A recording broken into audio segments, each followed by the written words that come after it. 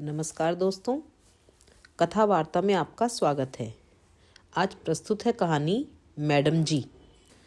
गाड़ी के अचानक ब्रेक लगने से शिखा का ध्यान बाहर गया तो उसने देखा कि सिग्नल पर बहुत भीड़ जमा थी। उसे मीटिंग में जाने के लिए देर हो रही थी। उसने ड्राइवर से उतरकर देखने को कहा तो ड्राइवर ने बताया कि कोई 14-15 साल का लड़का है, सड़क पर बेहोश पड़ा है। शायद किसी की गाड़ी ने उसे टक्कर मारी है।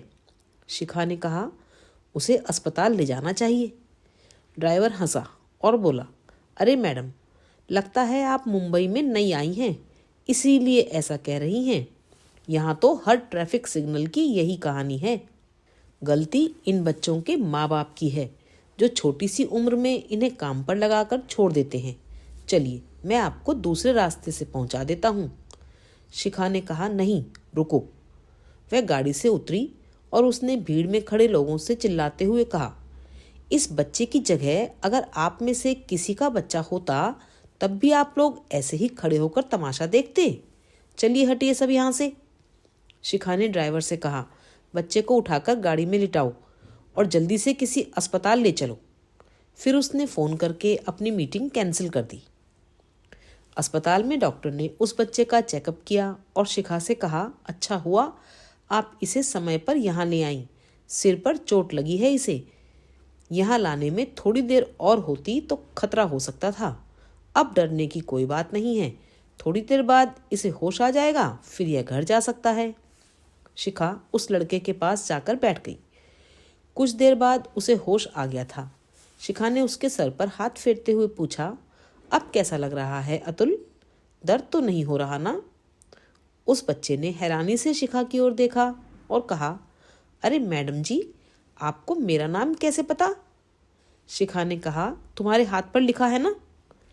अतुल ने कहा, हाँ, पर यह तो बंगला में लिखा है। आपको बंगाली भाषा आती है? हाँ, थोड़ी बहुत आती है। चलो, अब हम तुम्हें तुम्हारे घर छोड़ देते हैं, शिखा ने कहा। नहीं मैडम जी, मैं अभी घर नहीं जा सकता, मुझे अभी काम है। आपको मेरे आसपास एक किताबों का थैला पड़ा मिला था? हाँ, वह गाड़ी में है। चलो, ड्राइवर को बता दो तुम्हें कहाँ छोड़ना है, शिखा ने कहा। गाड़ी में बैठते ही शिखा के बॉस का फिर फ़ोन आ गया। वे शिखा पर मीटिंग कैंसिल करने के लिए चिल्ला रहे थे। शिखा उन्हें समझाने की कोशिश कर रही थी। अतुल बड़े ध्यान से सब सुन रहा था। शिखा के फ़ोन रखने के बाद अतुल ने उनसे कहा, माफ़ कर दीजिए मैडम जी, ऐसा लग रहा है मेरे कारण आपको डांट पड़ गई। आपके काम का भी नुकसान हो गया। आपको देखकर लगता है आप किसी ऊंचे पद पर काम करती हैं।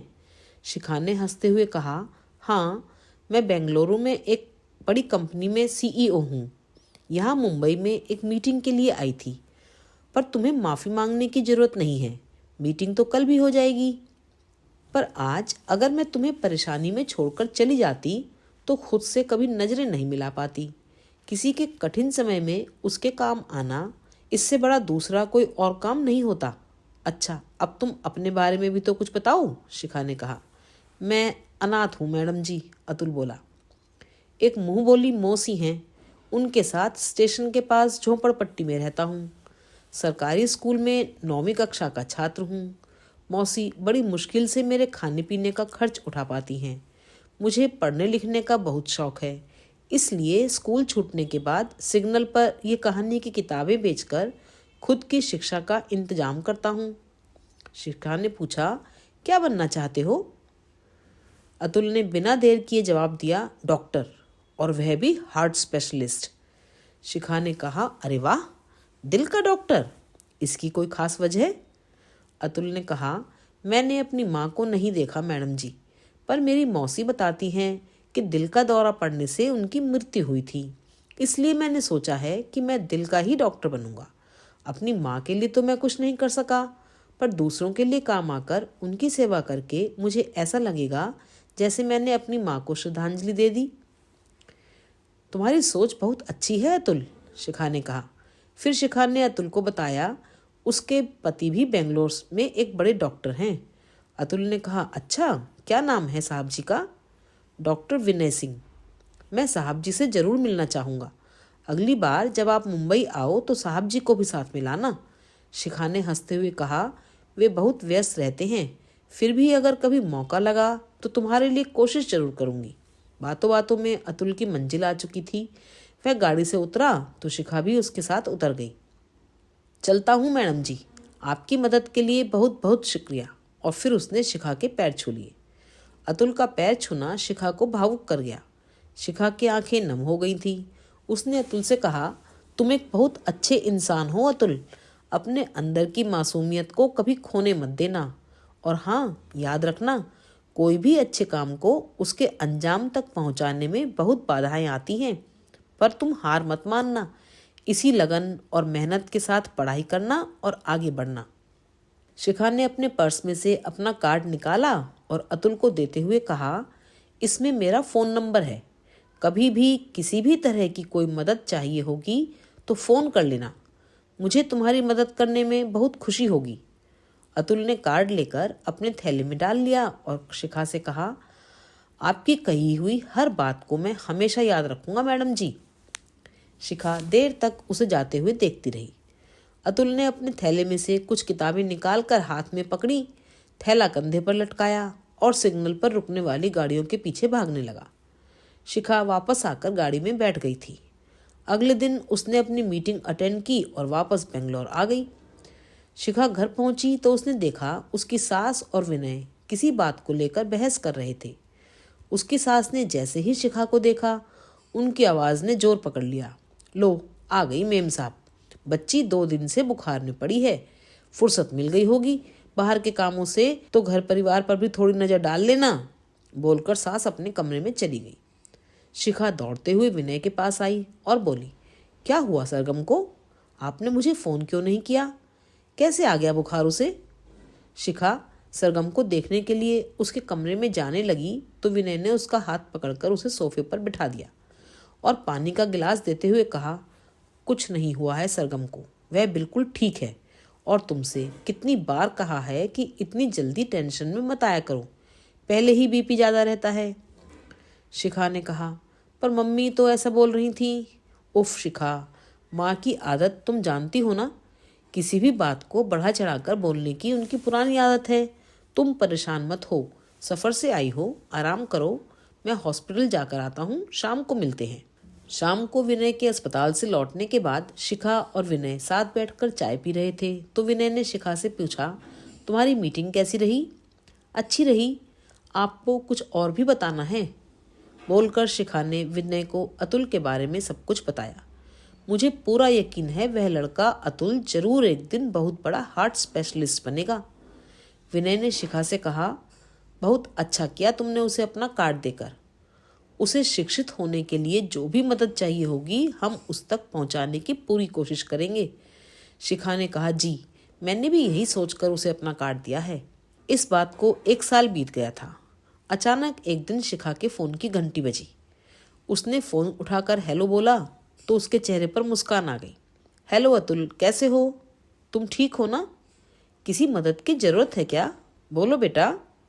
अतुल ने कहा, हाँ मैडम जी, मैं ठीक हूँ और किसी की मदद की ज़रूरत नहीं है। आपको एक बात बतानी थी, इसीलिए फ़ोन किया था। हाँ हाँ बोलो।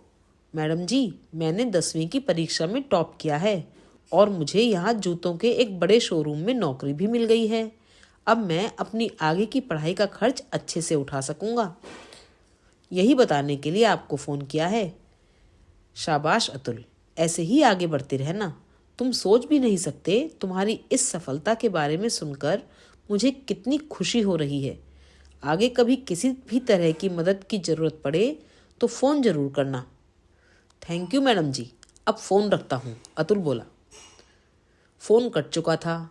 अतुल की सफलता की खबर ने शिखा की आंखों को फिर से नम कर दिया था। शिखा ने विनय को अतुल की सफलता के बारे में बताया तो उन्हें भी बहुत खुशी हुई। कुछ महीनों बाद शिखा को एक बार फिर ऑफिस के काम से मुंबई जाने का अवसर मिला। अतुल से मिलने की आस में शिखा बहुत उत्साहित थी। इस बार विनय भी शिखा के साथ मुंबई जा रहे थे। शिखा को पूरा यकीन था कि विनय को अतुल से मिलकर बहुत खुशी होगी। मुंबई आकर शिखा ने सबसे पहले अपने ऑफिस का काम खत्म किया। उसके बाद विनय के साथ अतुल से मिलने के लिए उसी सिग्नल पर पहुंच गई जहां अतुल उसे मिला था। अतुल वहां नजर नहीं आया तो शिखा ने उस सिग्नल पर सामान बेचने वाले दूसरे बच्चों से अतुल के बारे में पूछताछ की। तब उन बच्चों ने बताया कि अतुल अब सिग्नल पर किताबें नहीं बेचता, उसकी एक बड़ी दुकान में नौकरी लग गई है। शिखा ने दुकान का नाम पूछा तो किसी को उसकी जानकारी नहीं थी। शिखा सोचने लगी कि अतुल ने जब फ़ोन किया था तो बताया तो था कि जूतों के शोरूम में नौकरी मिली है। कितनी बड़ी गलती हो गई मेरे से, मैंने अतुल से दुकान का नाम ही नहीं पूछा। ये सब सोचकर शिखा बहुत निराश हो गई। उसने थोड़ी देर सोचा, फिर ड्राइवर से कहा, गाड़ी स्टेशन के पास वाली झोपड़पट्टी की तरफ ले चलो। कौन सा स्टेशन मैडम? ड्राइवर ने पूछा। मुंबई में बहुत से स्टेशन हैं, जब तक आप नाम नहीं बताएंगी मैं आपको नहीं ले जा पाऊंगा। विनय ने शिखा को समझाया कि ड्राइवर सही कह रहा है, मुंबई जैसे शहर में बिना किसी जानकारी के किसी को ढूंढना आसान नहीं है। शिखा और विनय अगले दिन बेंगलोर लौट आए। शिखा को अतुल से मुलाकात न हो पाने का बहुत अफसोस भी हुआ। अतुल का फिर कभी फ़ोन नहीं आया। कहते हैं समय के साथ हर याद धुंधली पड़ने लगती है, मगर 20 साल गुजर जाने के बाद भी शिखा के जहन में अतुल आज भी एक मासूम सी याद बनकर अपनी जगह बनाए हुए था। शिखा और विनय अब सीनियर सिटीजन की श्रेणी में आ चुके थे। उनकी बेटी सरगम की शादी हो चुकी थी। शिखा की तबीयत बीपी ज़्यादा होने के कारण अक्सर ख़राब रहने लगी थी। विनय ने सरगम की शादी के बाद शिखा की नौकरी छुड़वा दी थी। अब विनय अपना ज़्यादा समय शिखा के साथ ही गुजारते थे। अचानक एक दिन शिखा की तबीयत कुछ ज़्यादा ही बिगड़ गई। विनय ने तुरंत उसे अपने अस्पताल में भर्ती कर दिया। सारे टेस्ट करवाने के बाद विनय समझ गया कि अब ऑपरेशन ही शिखा का आखिरी इलाज है। उसने शिखा के ऑपरेशन के लिए किसी बड़े हार्ट सर्जन से संपर्क करने का फैसला लिया।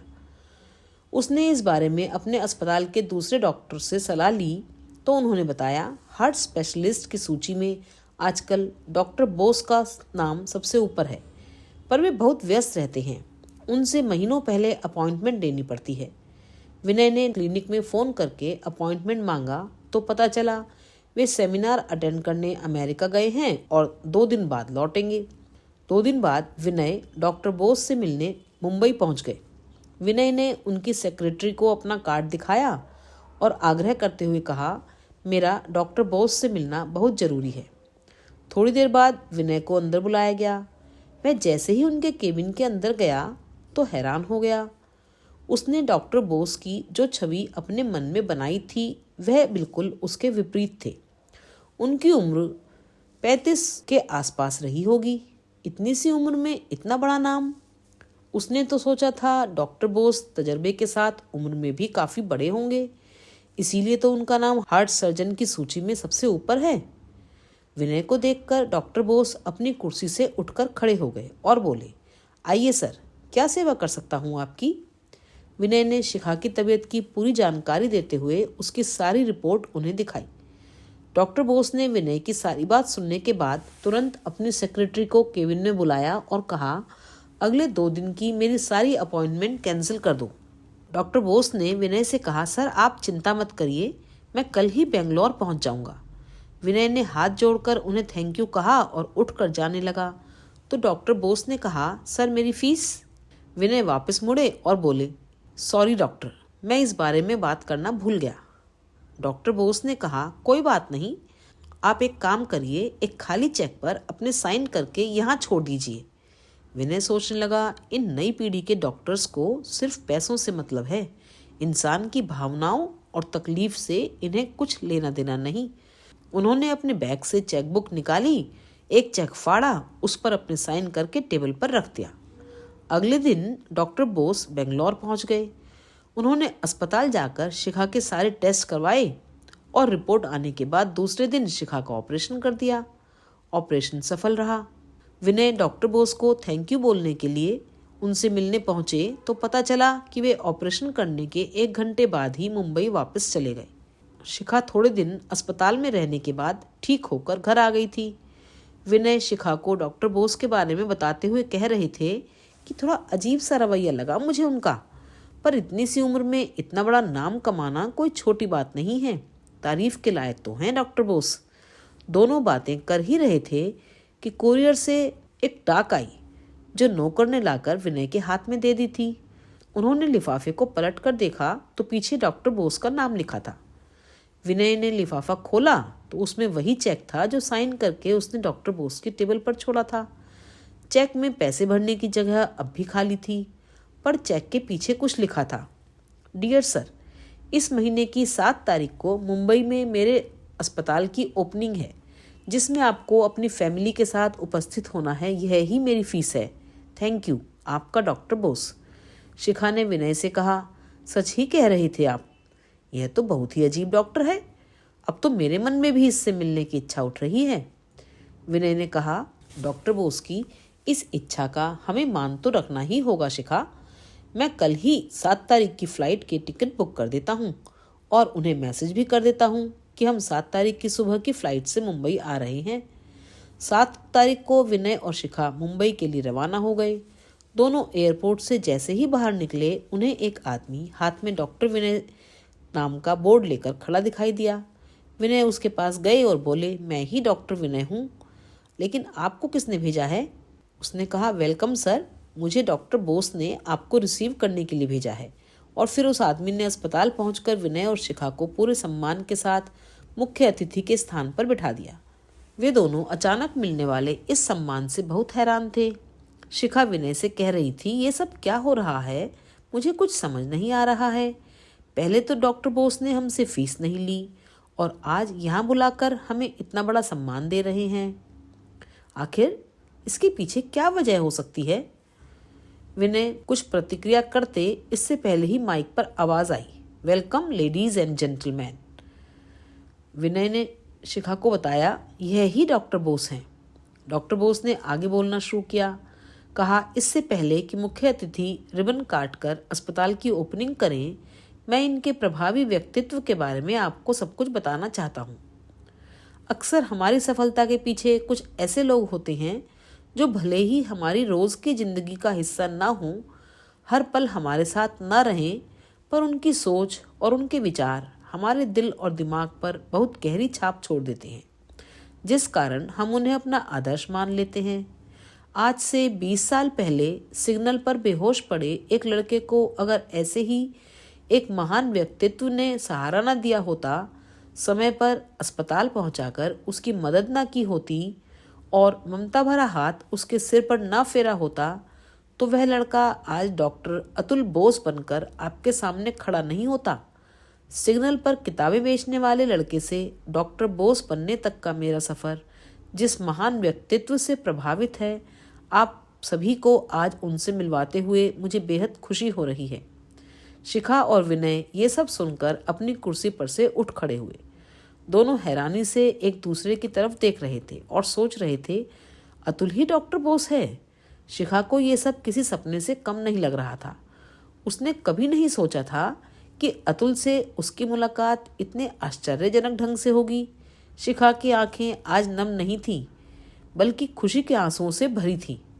डॉक्टर बोस शिखा और विनय के पास आए और फिर शिखा का हाथ पकड़कर कहा, आइए मैडम जी, अपने अतुल की सफलता का दरवाज़ा अपने हाथों से खोलिए। शिखा ने रिबन काटकर अतुल के अस्पताल का उद्घाटन किया। डॉक्टर बोस जैसे ही शिखा और विनय के पैर छूने के लिए झुके तो विनय ने उन्हें अपने सीने से लगा लिया। शिखा ने उनके सिर पर हाथ फेरते हुए कहा, मुझे तुम पर बहुत गर्व है अतुल, आखिर तुम हार्ट स्पेशलिस्ट बन ही गए। अतुल ने हंसते हुए कहा, हार्ट स्पेशलिस्ट नहीं मैडम जी, दिल का डॉक्टर। हाँ हाँ, दिल का डॉक्टर, बोलकर शिखा भी जोर से हंस दी। अभी आप सुन रहे थे कहानी मैडम जी।